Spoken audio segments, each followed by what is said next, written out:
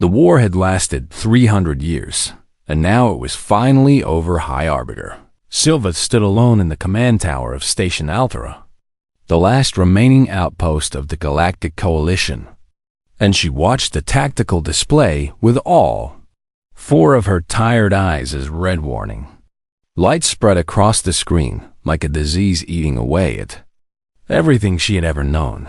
17 species had joined together to fight the Vethrak Dominion, and now almost all of them were gone, their worlds burned to ash, their people devoured by the endless hunger of an enemy that knew no mercy and felt no pity. She remembered when the Coalition had been strong, when their fleets had numbered in the millions and their scientists had believed that no force in the universe could stand against their combined knowledge and power. But that had been a very long time ago, and those days felt like a dream she had once had as a child. The Vethrak were unlike anything the galaxy had ever faced before. They were not conquerors who wanted land or resources or slaves. They were something far worse. A species of insect-like creatures that moved through space in massive organic ships, living vessels that grew and healed and adapted to any weapon used against them. And they had only one purpose in their existence, which was to consume all life they encountered and add it to their ever-growing biomass. When the Vethrak took a world, they did not simply kill its inhabitants. They absorbed them, breaking down their bodies and their minds and their very essence into raw material that fed the hive and made it stronger. And the screams of the dying could be heard across psychic frequencies for days after a planet fell. Silva had heard those screams too many times. She turned away from the display and looked out the great window of the command tower at the scene that stretched before her.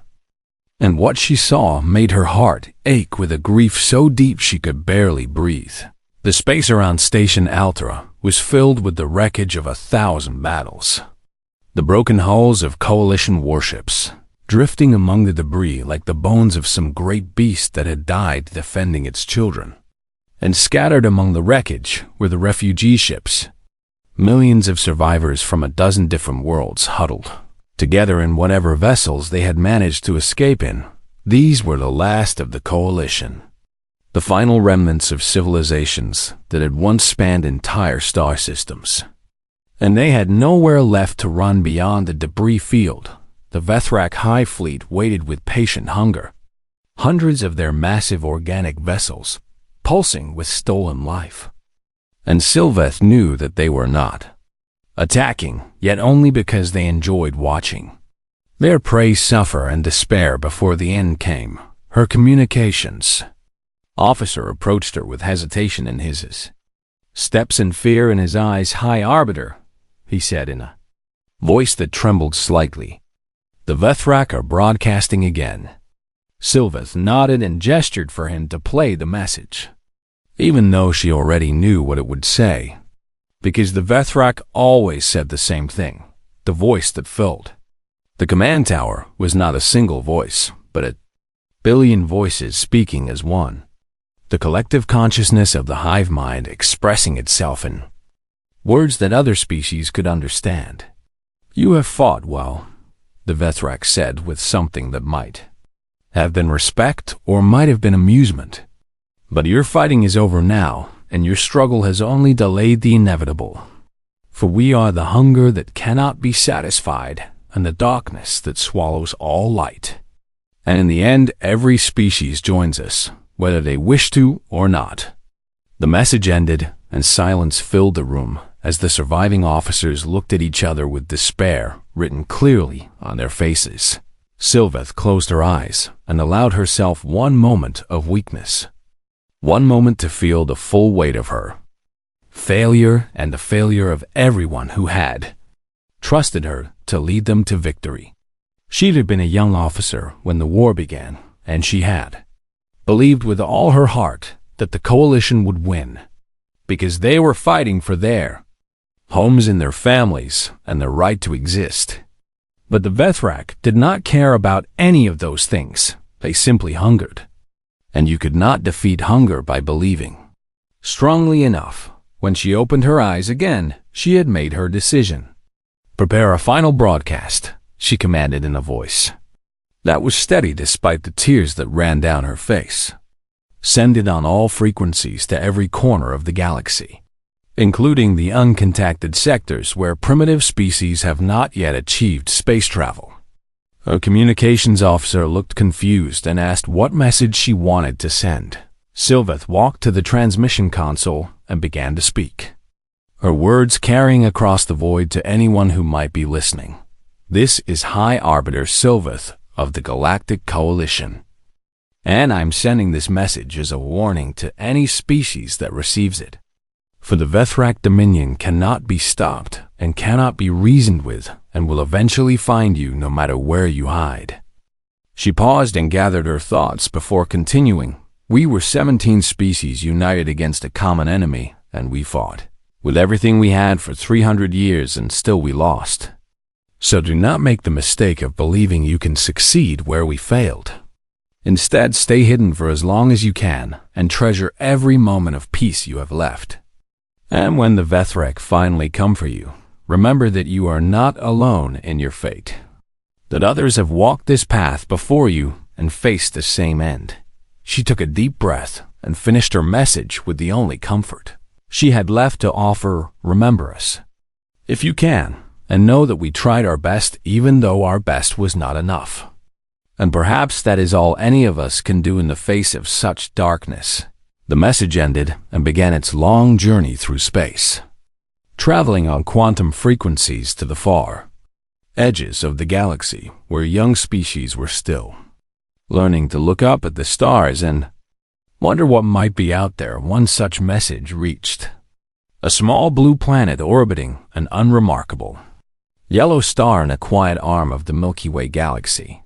The planet was called Earth, and its people called themselves humans, and they received the message on what their calendar said was a Tuesday afternoon in a secure facility deep beneath a mountain. A team of scientists and military officers gathered around a screen and listened to the translation of the alien broadcast. And when it finished playing, they sat in stunned silence for a very long time. The galaxy had sent them a message telling them to hide and wait for death. But humans had never been very good at doing what they were told. Admiral Helena Vance read the translated message for the third time, and then she set down her tablet and stared at the wall of her office for several minutes.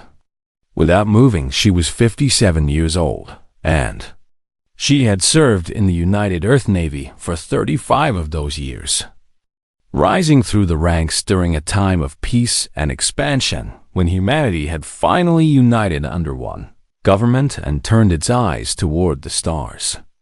And she had always believed that her greatest challenge would be managing the logistics of colony supply runs, or perhaps dealing with the occasional pirate attack. She had never imagined anything like this. The message from the alien coalition was not a request for help, because the beings who sent it clearly believed that help was impossible. And it was not an invitation to join an alliance, because those who might have formed such an alliance were already dead or dying. It was simply a warning, a final act of kindness from a doomed civilization telling the young species of the galaxy to cherish their remaining time and prepare for an end that could not be avoided. Helena picked up her tablet again and scrolled through the intelligence analysis that her team had prepared based on the information contained in the broadcast. 17 species had fought the Vethrak together for 3 centuries, and they had possessed technology far beyond anything humanity had developed. Faster ships and stronger weapons and shields that could withstand blasts that would vaporize an Earth vessel in an instant. And still they had lost. Humanity had achieved faster-than-light travel only 40 years ago. And their entire fleet consisted of 600 warships, along with various support vessels and colony transports, which was a mighty force by human standards, but would be barely noticeable by galactic ones. The rational response to the coalition Broadcast was exactly what the message had suggested. To stay quiet and hidden and hope that the Vethrak would not find Earth for a very long time. Perhaps centuries or even millennia if humanity was lucky. Helena stood up and walked to her window and looked out at the shipyard that stretched across the lunar surface below her office, where dozens of vessels were being constructed or repaired. And she thought about her daughter, who lived on the Mars colony with her husband and their 2 children. She thought about hiding and waiting and hoping, and then she thought about what kind of people humanity would become if they chose to cower in the dark while others suffered and died, knowing that eventually the darkness would find them. She made her decision and picked up her communicator to call an emergency session of the United Earth Council. The council chamber was packed with representatives from every nation and colony and faction that made up the human government. And they listened in stunned silence as Helena presented the translation of the coalition broadcast along with all the intelligence her team had gathered. When she finished speaking, the room erupted into chaos as dozens of voices tried to talk at once, some calling for immediate military action and others demanding that Earth go dark and cut all transmissions that might reveal their location. The debate lasted for 11 hours, and Helena sat through all of it, waiting patiently for her turn to speak again. When the council finally grew quiet, she stood and addressed them one more time. "I understand the arguments for hiding," she said in a calm and steady voice, "and I will not pretend that they are not logical, because they absolutely are. The smart thing to do would be to stay quiet and hope for the best, and accept that we cannot change what is happening on the other side of the galaxy." She paused and looked around the room at the faces of the people who would decide the fate of the human species. "But I did not join the Navy to be smart, and I do not believe that humanity has survived everything. It has survived by playing it safe. We crawled out of caves and crossed oceans and split the atom and walked on the moon and reached for the stars. And we did all of that because we refused to accept that some things were impossible." She took a deep breath before delivering her final argument. "There are people out there who are alone and afraid and waiting to die. And they sent us a message not asking for help, but warning us to save ourselves. And I believe that if we ignore that message and hide in the dark, then we will lose something far more important than our lives. We will lose who we are as a species." The vote was not unanimous, but it was decisive. 72 hours later, the Exodus fleet launched from every human shipyard and colony. And it was the strangest armada that had ever traveled through space. There were warships, of course, every combat vessel humanity possessed. But there were also converted freighters with missile launchers welded to their hulls and mining ships whose drilling lasers had been repurposed as weapons, and even colony transports that carried not settlers but soldiers and supplies. Helena stood on the bridge of her flagship, the UES Constellation, and watched on her display as 647 vessels formed up around her and prepared to jump into hyperspace. Her executive officer approached her with a worried expression on his face. "Admiral," he said quietly so that only she could hear, "intelligence estimates that the Vethrak High Fleet contains over 10,000 vessels, and even our best weapons may not be able to penetrate their organic hulls. And we have no idea what other capabilities they might possess." Helena nodded because she knew all of this already. "What is your point, Commander?" she asked. He hesitated before answering. "My point is that we are almost certainly flying to our deaths, and I want to make sure you understand that." Helena smiled, and it was not a happy smile, but it was a real one. "I understand perfectly," she said. "But those people out there have already accepted that they are going to die, and no one is coming to help them. And I want to show them that they were wrong, even if it is the last thing we ever do." She raised her voice so that everyone on the bridge could hear her next words. All ships prepare for hyperspace jump. Destination the Althera system. We have a galaxy to save. The Exodus fleet vanished into the light of faster-than-light travel, leaving behind a solar system that suddenly felt very empty and very quiet, and across the galaxy in a dying station orbiting a dead star, High Arbiter Sylveth prepared her people for the end that she believed was coming, never imagining that her warning had been heard by a species too stubborn to listen to good advice.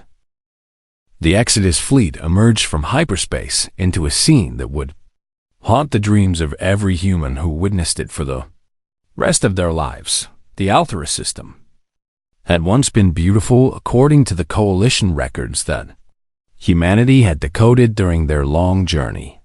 A place of 3 habitable worlds orbiting a warm, yellow star where 5 different species had lived together in peace for thousands of years. But now it was nothing but a graveyard, stretching across millions of kilometers of empty space. Admiral Helena Vance stood on the bridge of the constellation and stared at her tactical display as her sensors cataloged the devastation before her. There were the broken remains of Coalition warships everywhere she looked. Massive vessels that dwarfed anything humanity had ever built, now reduced to twisted metal and frozen atmosphere. And drifting among the wreckage were the bodies of the dead. Thousands upon thousands of aliens from species humanity had never met floating in the void like leaves scattered by an autumn wind. Some of the bodies were intact, and some were not. And Helena forced herself to keep looking because she needed to understand exactly what they were fighting against. Beyond the debris field, she could see the refugee fleet, a ragged collection of civilian vessels clustered around a single large station that her sensors identified as Station Althera. And there were millions of life signs coming from those ships. The last survivors of civilizations that had existed for longer than humanity had walked upright. And beyond the refugees, she could see the enemy. The Vethrak Hive Fleet was unlike anything Helena had ever imagined. Hundreds of enormous vessels that were not built but grown. Organic shapes that pulsed with an inner light that made her skin crawl. And they hung in space like predators waiting patiently for their prey to exhaust itself before moving in for the final kill. Admiral, a communications officer said in a voice that shook slightly, "We are being hailed by the Coalition station." Helena nodded and straightened her uniform, and tried to project a confidence she did not entirely feel. "Put them through," she ordered. The face that appeared on her screen was alien in ways that Helena had only seen in science fiction movies. A being with 4 eyes arranged in a diamond pattern and skin that shifted colors as it spoke. And there was an expression on that face that Helena recognized despite the differences between their species. It was the look of someone who had given up all hope and was simply waiting for the end. "Unknown vessels," the alien said in a voice that the translator rendered as female. "I am High Arbiter Sylveth of the Galactic Coalition, and I must warn you that you have made a terrible mistake by coming here. The Vethrak cannot be defeated, and you must flee while you still have the chance." Helena smiled and shook her head slowly.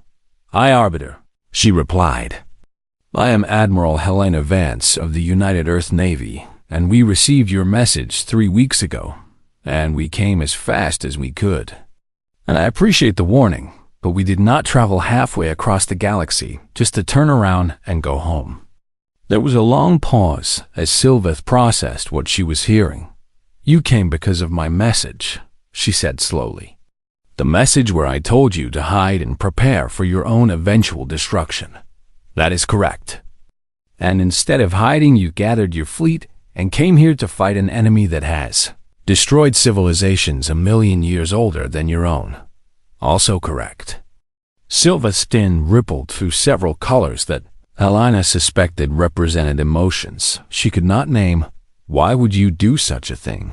the High Arbiter asked. You owe us nothing, and you have no chance of victory, and you will die here for no reason." Before Helena could answer, another voice cut into the conversation. A voice that was not one voice, but millions speaking in perfect unison. Cold and ancient, and filled with a hunger that seemed to echo through the speakers. "More meat has arrived," the Vethrak hive mind announced. And Helena could hear something like amusement in that terrible chorus. More fuel for the eternal hunger. How delightful. Helena felt her crew tense around her, but she kept her own expression calm and even smiled slightly as she responded. "I am Admiral Helena Vance of the United Earth Navy," she said clearly.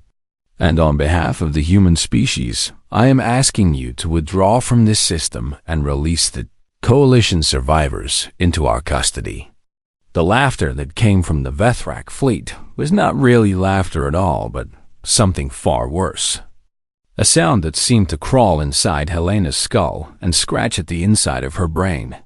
"You're a young species," the hive mind said with what might have been patience. "So we will explain this to you in simple terms that you can understand. We are the Vethrak, and we have consumed 10,000 worlds and incorporated the essence of 500 species into our collective. And we do not negotiate, and we do not release prey, and we do not withdraw." The voice paused, and when it spoke again, there was a darkness in it that made Helena's blood run cold. "You will be consumed, little creatures. Your worlds will feed us for perhaps a single generation, and then you will be forgotten like all the others. You are nothing." Helena looked at her tactical display, where 600 human ships faced 10,000 Vethrak vessels. And she looked at the faces of her crew, who had followed her across the galaxy to fight a battle they could not win. And she thought about her daughter and her grandchildren and the blue world called Earth that had sent its children to die among strangers, and then she smiled. Not because she was not afraid, but because she was afraid. And she was gonna fight anyway. "You have never fought humans before," she said to the Vethrak. Hive mind in a voice that carried across every frequency. "And I think you will find that we are harder to consume than you expect." She turned to her crew and raised her voice so that every ship in the fleet could hear her. "All vessels, this is Admiral Vance. We did not come here to survive. We came here to show the galaxy that the darkness can be fought. So let us teach these things what it means to face a species that has never learned when to quit." The battle for the soul of the galaxy was about to begin. The Coalition had fought the Vethrak for 300 years, and they had employed every strategy their brilliant minds could devise. Careful formations and precise strikes and coordinated retreats designed to preserve their forces while inflicting maximum damage on the enemy. None of it had worked. The humans did not fight like that, Admiral. Vance gave a single order as the Vethrak fleet began to advance. And that order was simply to attack.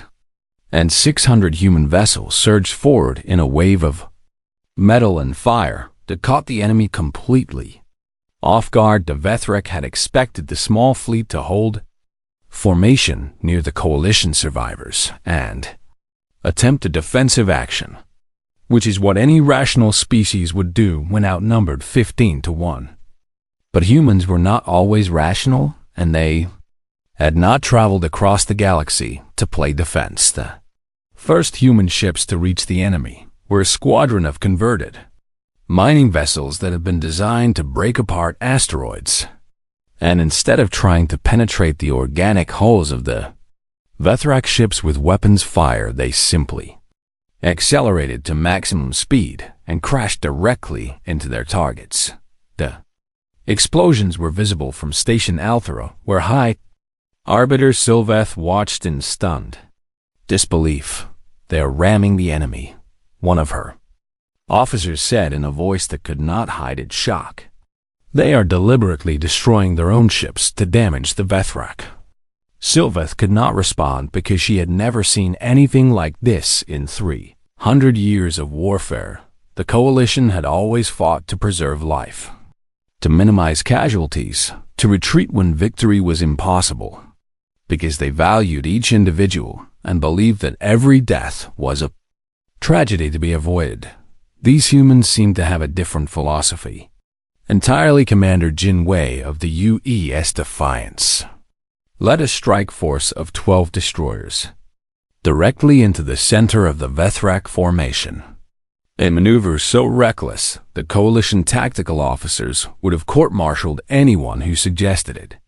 And when his ship's weapons proved unable to penetrate the thick organic armor of the hive vessels, he ordered his crew to do something that should have been impossible. They boarded the enemy shuttles launched from the Defiance, carrying teams of human soldiers armed with cutting torches and explosives and personal weapons, and they landed on the surface of a living Vethrak ship and began cutting their way inside. While the battle raged around them, Jin Wei stayed on his bridge and coordinated the attack while his ship took hit after hit from enemy weapons. And when his executive officer suggested that they should withdraw before the Defiance was destroyed, he just laughed and shook his head. "Where exactly would we go?" he asked as another explosion rocked the ship and sparks flew from damaged consoles. "We came here to fight, and that is what we are going to do." Inside the Vethrak vessel, the boarding teams encountered horrors that would give them nightmares for years. Organic corridors that pulsed with alien life, and creatures that seemed to be grown from the ship itself rather than crew in any traditional sense.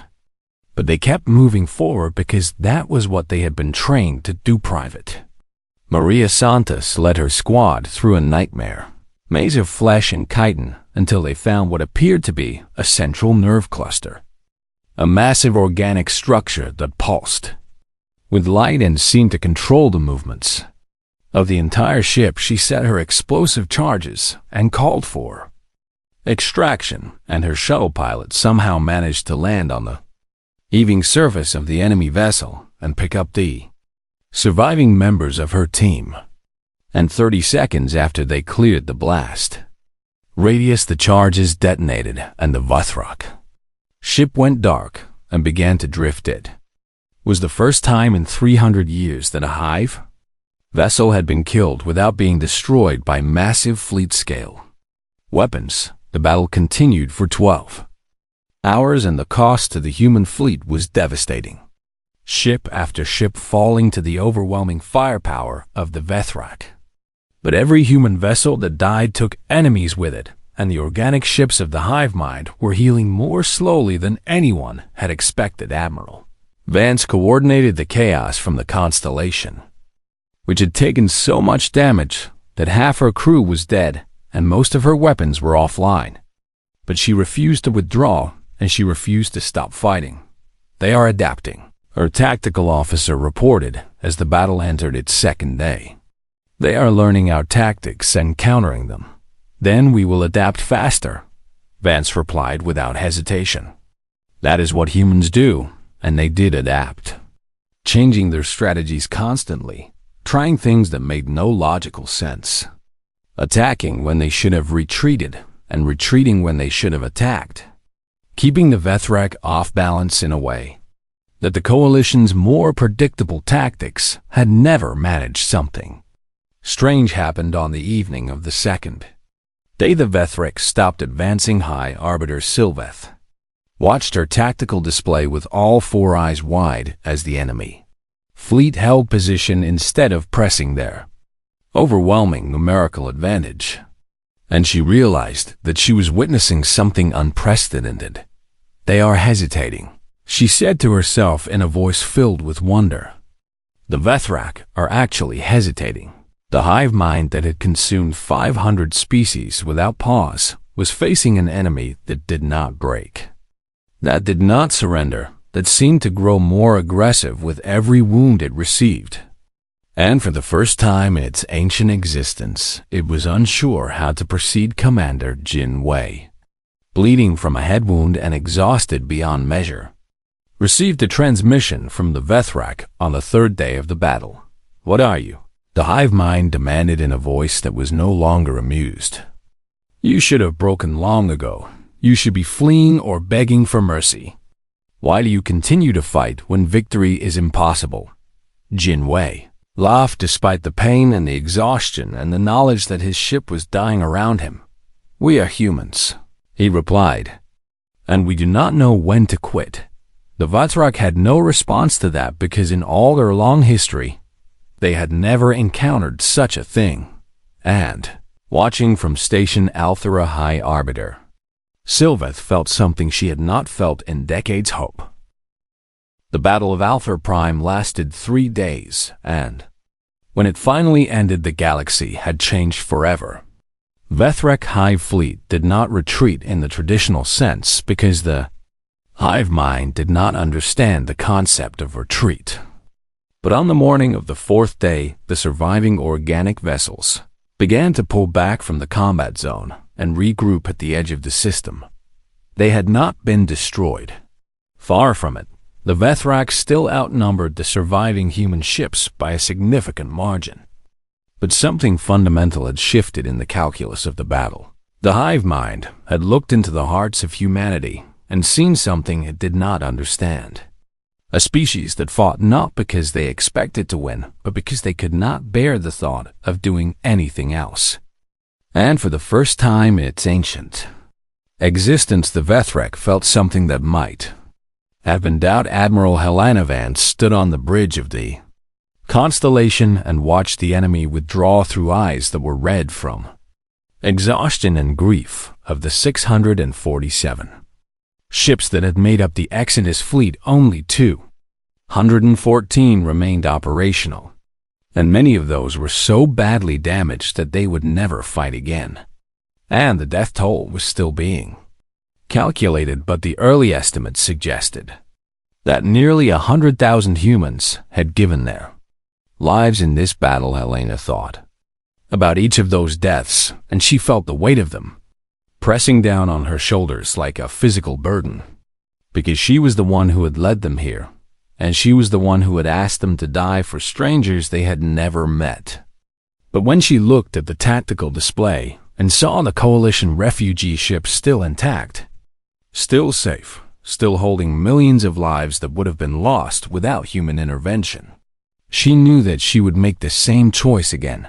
Admiral, a communications officer said in a tired voice, "The coalition is hailing us." Helena nodded and straightened her uniform as best she could, despite the burns and the blood and the exhaustion put them through. High Arbiter Sylveth's face appeared on the screen, and Helena was surprised to see tears streaming from all 4 of the aliens' eyes.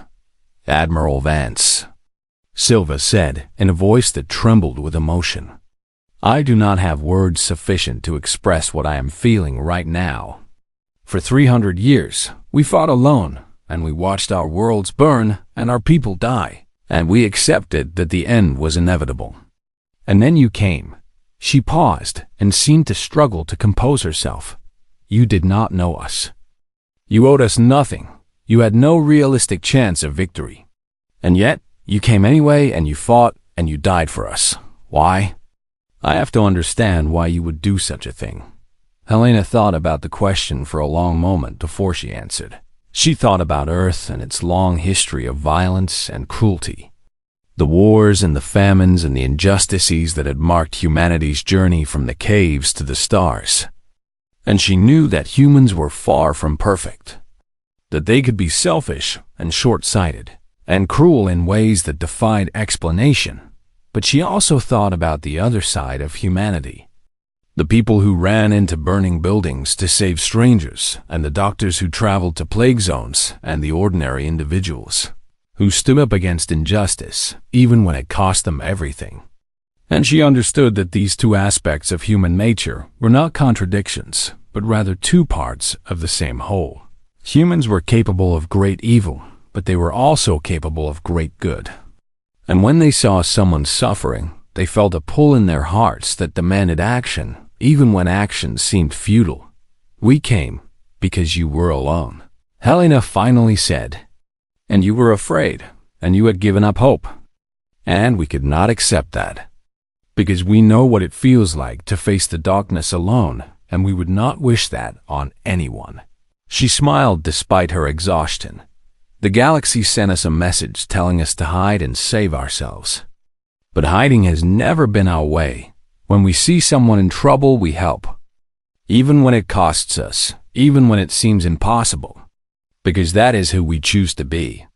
Sylveth was silent for a long time, and when she spoke again, her voice was filled with something that sounded like reverence. "In all our histories and all our legends, we never imagined that such a species could exist. You are young and reckless, and you fight like you have nothing to lose. But somehow you have accomplished what 17 ancient civilizations could not. The war is not over." Helena reminded her. "The Vethrak will regroup and adapt, and they will come back stronger than before." "Yes," Sylveth agreed. "But something has changed. For the first time in 3 centuries, the Vethrak have hesitated. They have looked upon an enemy and felt uncertainty. And that uncertainty is a crack in their armor that we can exploit." She straightened and her skin shifted to colors that Helena suspected represented determination. "The coalition is broken, but it is not dead. And with human help we can rebuild. We can find other species who are hiding in fear, and we can show them what you have shown us. That the darkness can be fought, and that hope is not foolish." Over the following weeks, the surviving human ships joined with the coalition fleet and began the long work of rescue and recovery, pulling survivors from damaged vessels and treating the wounded and counting the dead. Commander Jin Wei was among those who survived despite the destruction of the Defiance, pulled from the wreckage by a coalition rescue ship, whose crew had never seen a human before, but recognized courage when they saw it. Private Maria Santos received a medal for her actions aboard the Vethrak vessel, and she accepted it with quiet pride, even though she knew that the real heroes were the members of her squad who had not made it back, and Admiral Helena Vance stood on the observation deck of Station Althera and looked out at the stars and thought about what came next. Vethrak would return, that was certain. But they would face a galaxy that was no longer afraid to fight back. A galaxy that had learned from humanity that the right response to overwhelming darkness was not despair but defiance. In the centuries that followed, historians would call this moment the turning point. Not because humanity had won a decisive military victory, but because they had done something far more important. They had reminded the galaxy what hope looked like, and as the first joint human coalition patrols began their long journey to contact other species and spread the word that the Vethrak could be resisted, Helena allowed herself a moment of satisfaction. The galaxy had given up. Then humanity's fleet arrived, and the stars would never be the same again far away on Earth. Helena's daughter stood outside her home on Mars and looked up at the night sky and thought about her mother, somewhere out there among the distant lights. And she felt a pride that she could not put into words. Humanity had answered the call, and that was enough.